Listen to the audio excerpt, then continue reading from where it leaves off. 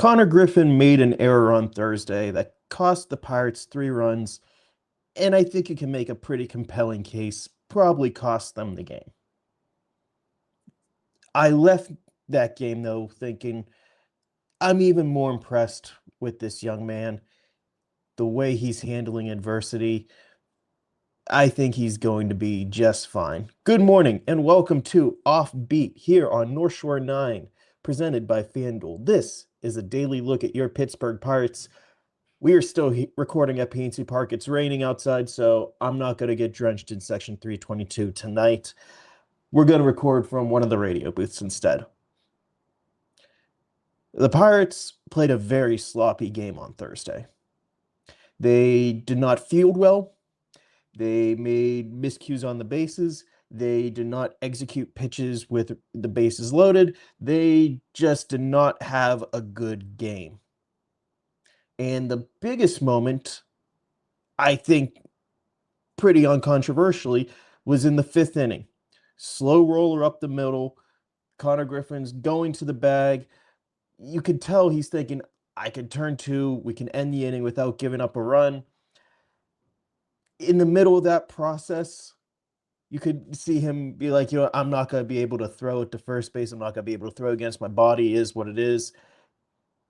Couldn't hold up. Ball squirted out. Doesn't get the out at second base. 3 runs end up scoring that inning. It is a bad play. It's a play that he just needs to go to the bag. There's not much more you can do other than just try to get an out and accept that 1 run is going to score.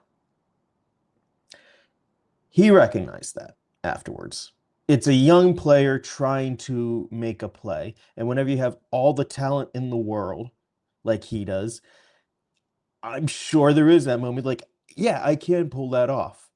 And whenever you're 19 and this is your second year of games of really pro ball, I mean, I drafted in 2024, but he didn't leave the complex in 24, so I'm kind of counting this as his second year of pro ball. There's going to be tough lessons that he's going to learn at the major league level. That was guaranteed. That was always going to happen. Nobody comes up and Mike Trout came up as a teenager and struggled for a while. And then he, went off running the next year. Is what it is. Not saying that Konnor can't, get off running at some point this year, but there's going to be a period of adjustment. There's going to be a period of learning. We saw it also this past weekend in Wrigley. He did not have a good series, but he's carried himself well.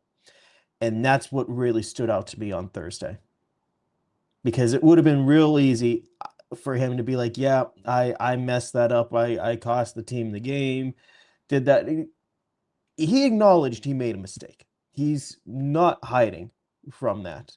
But he also acknowledged, I'm trying to make plays. And you know what? He's a playmaker. He should be trying to make plays. Quote from him on, those ups and downs that he's experiencing.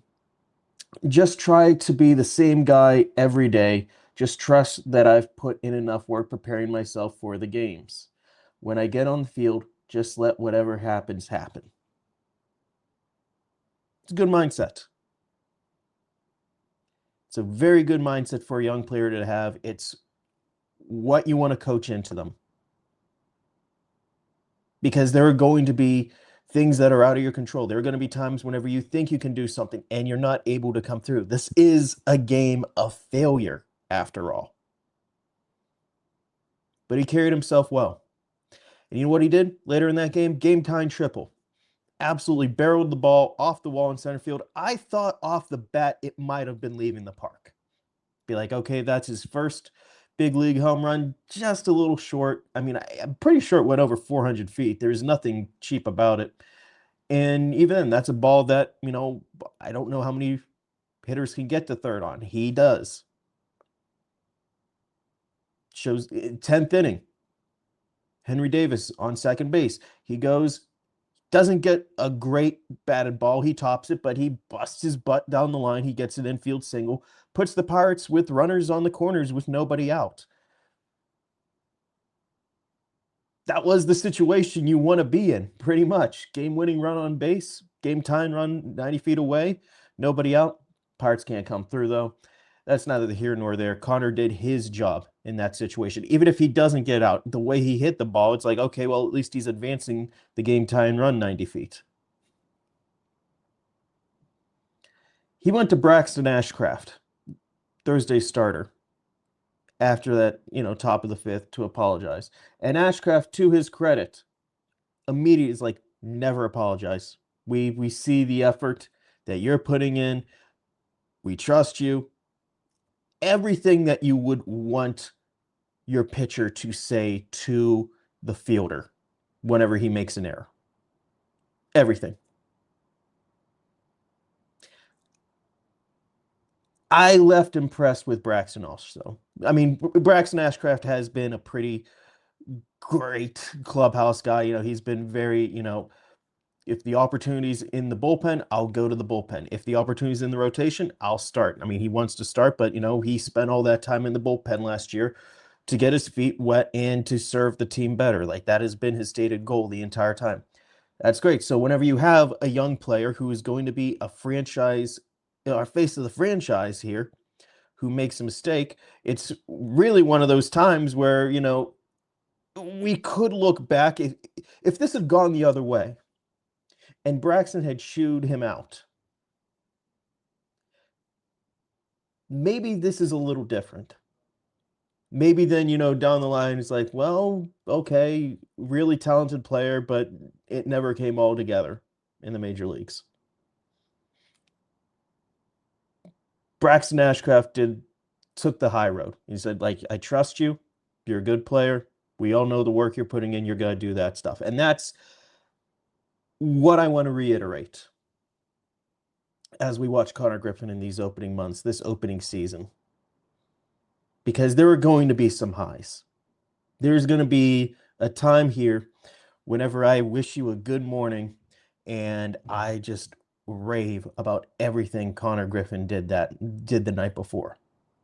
He either had 3 hits or he made some great plays in the field or he stole 4 bases or just something and just be like, wow, look, this is why he was the top prospect in baseball. This is why the Pirates gave him the largest contract in franchise history. Look at all that. Today, it's one of those other days where it's a 19-year-old kid who is learning on the job, who is learning stuff that pretty much every other player would be learning in like high A or double A at this point of their professional career, if not still low A in Bradenton. There's going to be some baptism by fire this year for him. He held his head up high.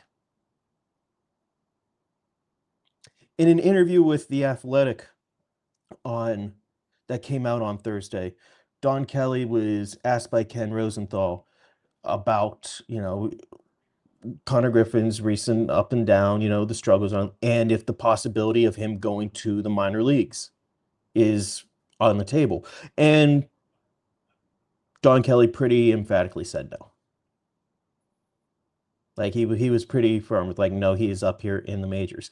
And we've talked about on this show how the Pirates really don't have a lot of options on the left side of the infield. So yeah, even if he hadn't signed the largest contract in franchise history, he would pretty firmly be up in the majors, I think, right now, regardless, especially with the Jared Triolo injury. And we saw 2 third basemen, just a basic ground ball caught him on the heel and it turned into an error.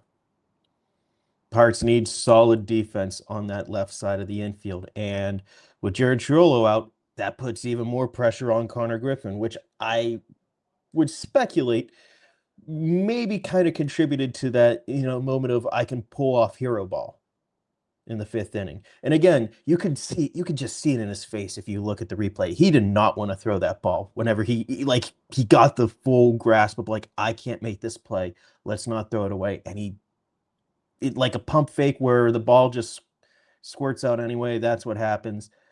Okay.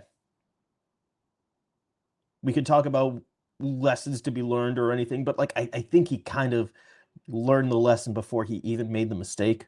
if that makes any sense. Not saying that there's not more you can learn or glean from it afterwards, but that was really the big moment.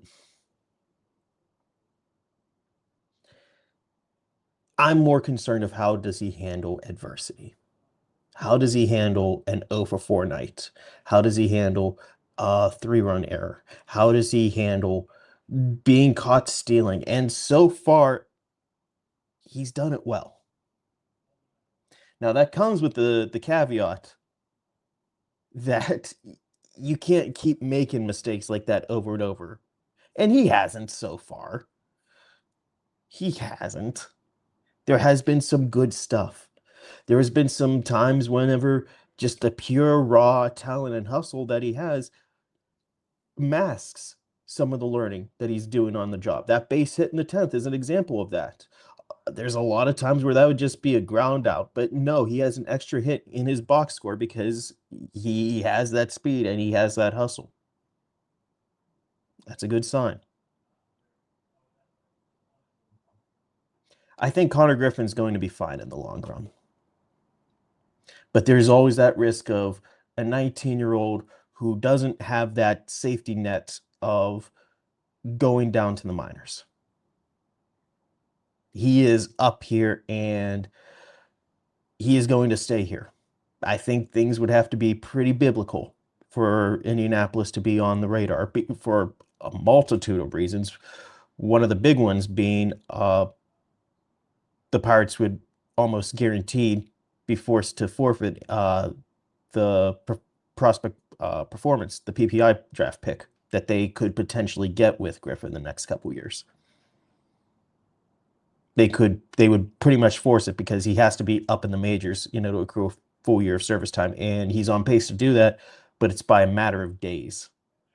There is no get right assignment for him. This is learning in the majors, and there's going to be continued development in the majors.